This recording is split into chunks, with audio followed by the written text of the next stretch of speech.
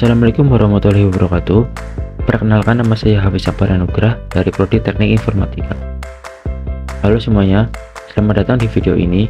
Kali ini kita akan membahas konsep dasar basis data, mulai dari kelemahan pemrosesan file tradisional, kelebihan pendekatan basis data, resiko yang mungkin terjadi, hingga siklus hidup basis data. Yuk simak penjelasannya. Sebelum kita masuk lebih dalam, mari kita pahami dulu apa itu basis data. Secara sederhana, basis data adalah kumpulan data yang terorganisir dan dapat diakses dengan mudah. Basis data digunakan untuk menyimpan, mengelola, dan mengambil informasi secara efisien. Misalnya, dalam sebuah toko online, ada database yang menyimpan data pelanggan, produk, dan transaksi penjualan. Dengan basis data, semua informasi ini bisa dikelola dengan baik.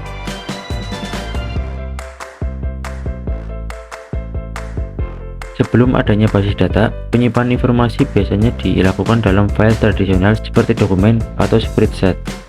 Namun, metode ini memiliki banyak kelemahan, diantaranya yaitu yang pertama ada redundasi dan inkonsistensi data, yaitu data sering disimpan di banyak tempat sehingga ada resiko data ganda dan tidak sinkron.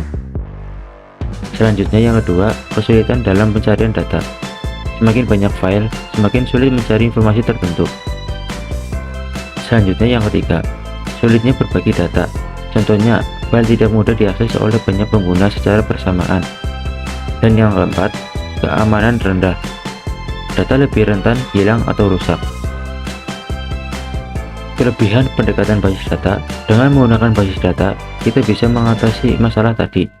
Beberapa kelebihan pendekatan basis data yaitu yang pertama, mengurangi redundasi data karena data tidak perlu disimpan berulang kali di berbagai tempat.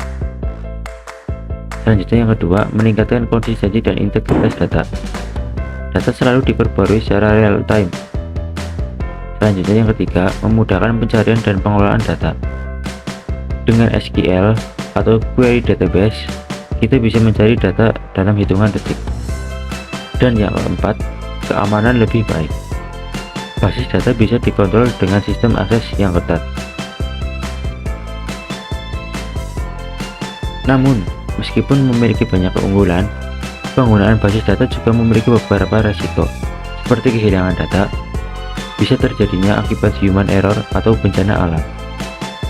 Selanjutnya, korupsi data, seperti kesalahan sistem atau bug bisa menyebabkan data rusak.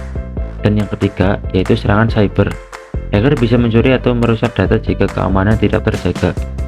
Karena itu, penting untuk melakukan backup data secara berkala dan menerapkan sistem keamanan yang kuat. Selanjutnya, siklus hidup basis data. Siklus hidup basis data terdiri dari beberapa tahap, yaitu perencanaan, seperti menganalisis kebutuhan data dalam sistem. Selanjutnya ada desain, membuat model data dan struktur tabel. Selanjutnya ada implementasi, seperti mengembangkan basis data dengan sistem seperti MySQL atau PostgreSQL. Selanjutnya ada pemeliharaan, memastikan database berjalan optimal dengan backup dan optimasi. Dan yang terakhir, penghapusan, menghapus data yang tidak digunakan untuk menghindari beban sistem. Kesimpulan, basis data adalah sistem yang memungkinkan penyimpanan dan pengelolaan data secara lebih efisien dibandingkan metode file tradisional. Pemrosesan file tradisional memiliki banyak kelemahan, seperti redundasi data, kesulitan pencarian, dan keamanan yang rendah. Dengan menggunakan basis data, seperti kelebihan dapat diperoleh, termasuk pengurangan duplikasi data, meningkatkan konsistensi dan keamanan. Basis data juga memiliki risiko, seperti kehilangan atau korupsi data serta ancaman serangan cyber, sehingga diperlukan langkah-langkah perlindungan yang tepat. Siklus hidup basis data mencakup 5 tahap utama, yaitu perencanaan, desain, implementasi, pemeliharaan, dan penghapusan.